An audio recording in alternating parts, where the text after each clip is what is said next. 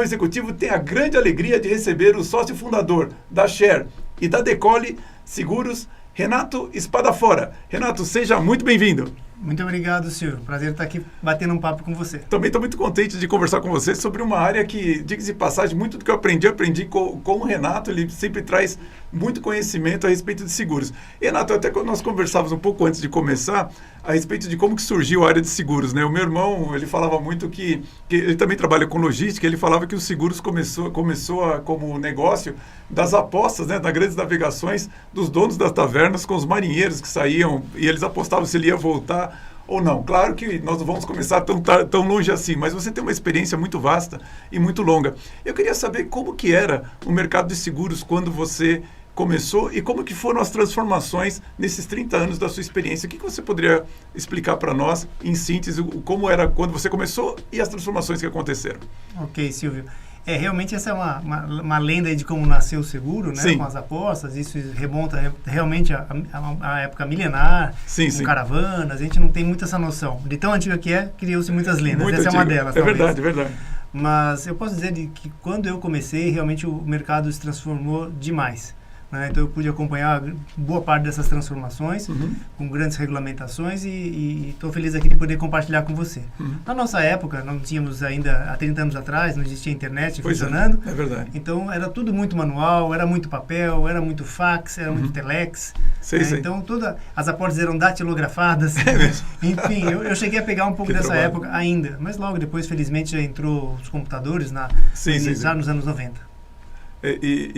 Mas você acha que essa foi a principal transformação, quer dizer, a digitalização de todo o mercado de seguros, você entende que essa foi a principal transformação que aconteceu? A primeira que eu percebi, né? Sei. Nós não tínhamos ainda o acesso tão democrático como é hoje com a internet, né, com a informação e com os canais de distribuição, né?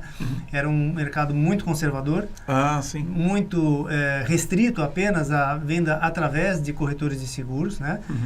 Hoje o seguro ele é contratado em diversos canais de distribuição, ainda que com a supervisão e a consultoria de corretores de seguros, mas você consegue contratar hoje um seguro numa rede de varejo, você consegue contratar numa agência de viagem. É verdade. Então existem muitos canais de distribuição de seguros, né? E sempre devem estar acompanhados de uma consultoria de um corretor, obviamente, que vai entender até a montar uma operação dessa. Mas é isso, se tornou muito mais fácil encontrar um lugar para se contratar um seguro. E é engraçado você falar que agora que eu lembrei que às vezes você compra uma passagem aérea pelo cartão de crédito e automaticamente você compra o seguro, às vezes você nem sabe que está comprando um seguro ao comprar para um cartão de crédito, né? Já passei por uma experiência dessa. Eu lembro que você me falou que existem mais de 100 tipos de seguros, né? Eu falei, nossa, mas tudo isso, como é que eles são classificados? Quais são os mais comuns? Quais são os mais raros? Como é que se classificam os seguros? Realmente, Silvio, existem hoje mais de 130 tipos de seguros, 130. Né? Oficializados ali pela SUSEP, que é o organismo, né? A entidade a autarquia que regulamenta a atividade no Brasil, ela está diretamente ligada ao Ministério da Fazenda, né? Sei.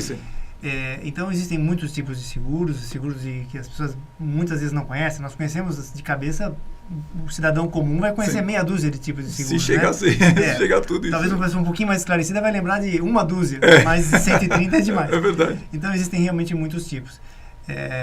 E com certeza os mais relevantes, né, são aqueles que a gente deve imaginar, que é o automóvel, que são seguros de vida, seguros residenciais, etc.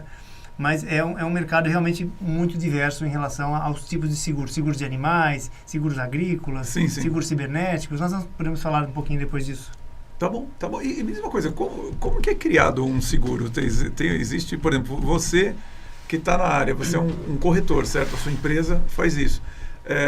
Existe algum princípio, assim, olha, quando surge uma oportunidade, surge para quem? Você que tem uma ideia e avisa a corretora de uma ideia de como pode ser um seguro? A seguradora que cria? É uma lei do governo? Como é que é isso?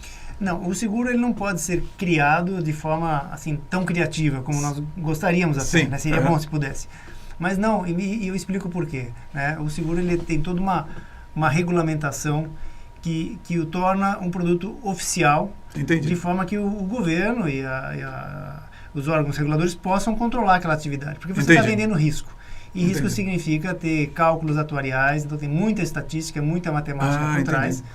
E muita necessidade também de respaldo financeiro. Então, você, ao criar um seguro e colocá-lo no mercado, O processo, em poucas palavras, ele precisa ser demonstrado para a SUSEP qual é o tipo de risco que você vai assumir, qual é a taxa que você vai cobrar, qual é a justificativa para aquela taxa, em função de experiências muitas vezes internacionais, né, que isso já pode existir fora do Brasil. Sim, sim. Enfim, então essa matemática, essa estatística que vai justificar o preço daquele seguro. E a existência dele. E o garantidor, ele tem que ter a solvência, a solidez, o capital suficiente para poder colocar aquilo no mercado e vender numa escala que pode trazer, evidentemente, um risco de não capacidade de cumprimento daquela responsabilidade.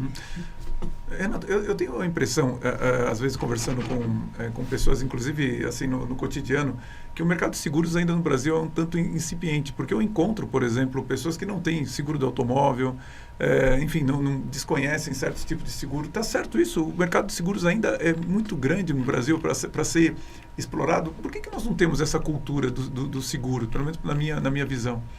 Essa é uma ótima pergunta, e realmente o Brasil ainda figura como um país de pouca penetração do seguro dentro da sua atividade, dentro do seu PIB. Sim, sim. E isso tudo tem uma ligação de causa e efeito, né? Ou seja, o mercado de seguros ele é uma atividade de mutualismo, certo, onde você distribui um risco, onde muitos pagam pouco para poucos terem um sinistro. Entendi. Em síntese é isso. Então, quando essa base na qual a gente está diluindo esse risco, ela é pequena, o que acontece? O preço fica alto. Eu sempre faço um paralelo, por exemplo, você tem uma cidade, tem sujeito a vendaval, né? Apenas 100 casas compraram aquele seguro e teve um vendaval que destelhou 20 casas, destruiu 20 casas. Então, aquele prejuízo vai ser distribuído naquele custo de 100 casas. Entendi. Agora, se naquela cidade 1000 casas tivessem contratado aquele seguro e as 20 tivessem sido destelhadas, o seguro seria 10 vezes mais barato, porque você está diluindo aquele prejuízo em 1000 casas. Entendi. Então, esse conceito faz com que a gente entenda como que o seguro funciona. Ou seja, se tem poucos pagantes, poucos compradores de seguro, esse seguro naturalmente vai ser caro. E ao ser caro, ele acaba eliminando pessoas do próprio mercado. Entendi. Porque é um seguro caro, ele torna-se inacessível. Entendi. E as pessoas vão saindo e deixando do mercado. Então, essa é um círculo que pode ser ou virtuoso ou vicioso. Entendi. Né? Então, no Brasil, o mercado ele é pequeno, consequentemente, não o mercado potencial é grande, somos mais de 200 milhões de brasileiros, sim. Mas os compradores são poucos. Isso faz com que o seguro seja caro. E ao ser caro, ele vai tornando-se menor. Entendi. Então, isso explica, por exemplo, por que 1/4 da frota, ou menos de 1/4 da frota de automóveis do Brasil tem seguro. Né? Então, quer dizer... É 1/4 só?